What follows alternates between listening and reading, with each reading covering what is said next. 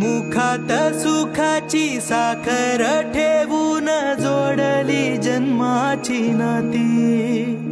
रामाच्या रूपात जपला माणूस मारुती रायाची छाती।